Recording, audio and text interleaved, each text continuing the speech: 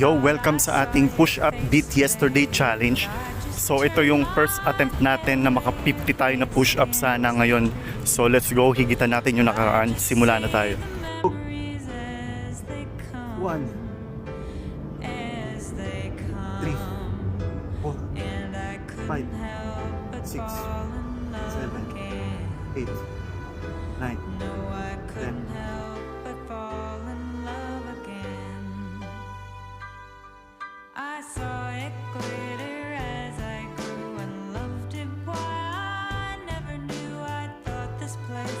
Heaven sent, but now it's just a monument in my mind,